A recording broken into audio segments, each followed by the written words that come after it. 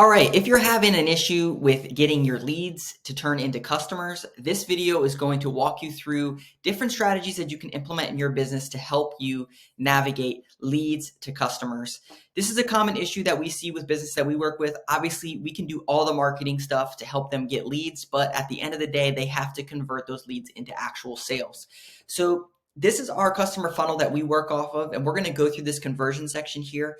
But essentially, you're going to be creating visibility for your business, and you're going to be getting leads coming into your business. However, what we found is that getting them from lead into a sale is one of the biggest hurdles that most businesses have. A lot of times, the people up top, whether it's a customer service representative or even a salesperson, they sometimes just turn into order takers. And so they're not able to get them through this funnel. When I used to be the director of business development at an air duct cleaning company, what ended up happening was a form would come in from the website. The customer service representative would call them. They wouldn't answer. They would leave a message and they'd just stick them over into a pile, and they would have stacks of piles on their desk, and they would never follow up with them. Then slowly what they did was, instead of printing them out and calling them and sticking them here, they would call them and put them into an email folder that, again, no one would go in and follow up with. So I'm going to walk you through some of these strategies that you can implement in your business to go from a lead to a sale. The goal of this, especially for cold outreach, is to convert these people at about 40, 50%. And so with these strategies, you're going to be able to do that. And so let's go into our conversion funnel right here. All right. So conversions come in, they turn into a lead, and they never schedule an appointment or get an estimate or a sale. They're just sitting there as leads. So as I mentioned before, obviously you could call the lead and leave a voicemail. Everyone should be doing that. I'm sure everyone is doing that. If they are getting people on the phone and they're not converting, what we found is that there is a difference between taking an order and having some salesmanship. And so some of the questions that you can coach your customer service representatives to ask is, why do you want to get this service done now? What else have you tried to resolve this issue? And why did you select us to call? What this will allow you to do is uncover certain things. For example, let's say it's carpet cleaning. Why are you calling us now? Oh, my dog peed on my carpet. Did you try anything before? Yeah, I sprayed some stuff on it. It didn't work. Okay, why did you find us? Oh, I read your reviews and they're great. Perfect. Then you can start going into why they should choose us, right? And maybe they still give you some pushback, but we're going to walk through some ways that you can take that conversation, and maybe they do say, hey, I need to talk to my husband, or maybe they do get off the phone and say, oh, that price is too much, or whatever the objection is. But there's still ways to pull them through your funnel. So the first one is, if you use a text message platform, whether that's Podium or whatever else that's out there, there's a bunch of different ones. You made content about that before.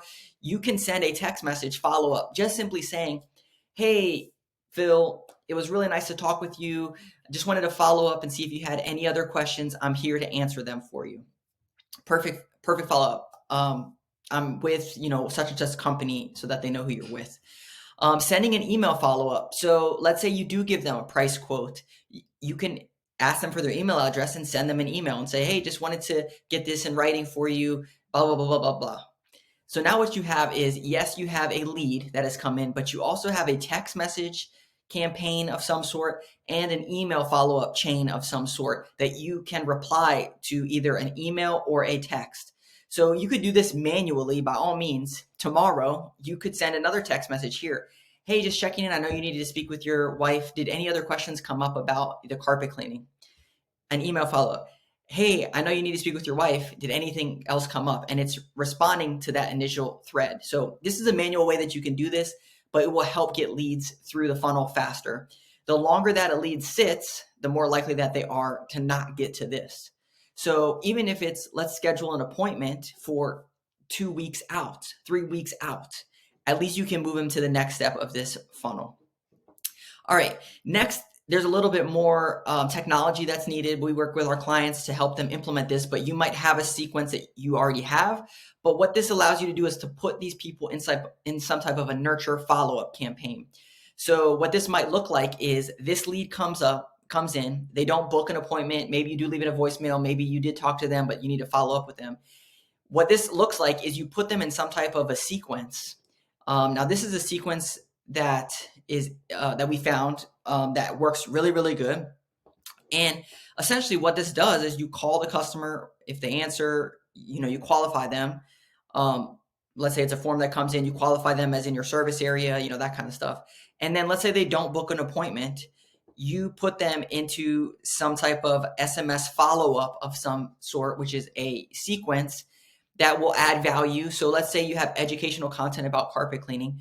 You could send them videos over the next, 7 to 14 days, every couple of days, like, hey, if you're hiring a carpet cleaning company, here's 5 things that you should look for.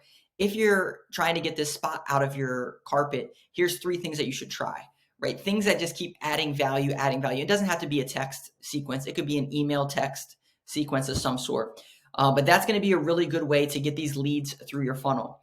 You can also add them into a CRM. A lot of times people use like Service Titan or Service Monster or Job or Go House Call Pro, and they don't want to junk up their database with these people. And so they never add them into their CRM. But then what happens is when you send out a monthly newsletter or you send out specials to your customers, they're not in that sequence. So whether you have an external CRM that you keep all of your leads in, like a HubSpot or even an Excel spreadsheet or something, it's really important to capture these, because at the end of the day, you did pay for this lead somehow. Whether even if it was through just organic Google, these people saw your business and they did turn into a lead. So you might as well put them into some type of database so that eventually maybe you could get some money out of that return, out of that investment. So adding them to some type of CRM is very, very important. And we see this all the time with companies that they just sit in their Outlook inbox and there's nothing that ever happens with these people. And so there's never any retargeting, right? There's never any like monthly newsletter, text marketing, anything to get people back into the funnel that may have not converted initially. So that's a big, big area of opportunity. Dropping a voicemail inside of some of these follow-up sequences, you can drop voicemails that just say, hey, I'm just following up on the lead or the estimate that I gave you a couple days ago. Just want to see if you had any follow-up questions. And you can have this drop inside of some follow-up sequences. Sending educational content, we talked about that. Adding them to a monthly newsletter, we talked about that. And then sending them specials. Let's say that they filled out a lead request in August and they were kicking the can down the road, and then now it's November and they're saying, oh my gosh, Thanksgiving's coming up and my family's coming over. I have this huge stain in my living room. Maybe you have a special for Thanksgiving, a $35 off special for cleaning to get ready for the holidays, and you send that out to them, and then they come back into your funnel and they are ready to schedule, ready to roll and get through this process. So if you're having issues with converting these leads into sales, these are some ways that you can push people through your funnel more effectively, rather than just getting a lead, leaving a voicemail. They're never going to answer. They're never going to call you back, and they're just stale. And this is also going to improve your marketing return on investment, because you're going to be getting all these leads in that you can actually now start to convert. So if you need help implementing these strategies in your business, this is what we do at Flash Consulting. We help local service businesses increase their sales and keep their technicians' schedules full. And I'll put some links down below, but we post content about growing local service businesses, and we'll see you in the next video.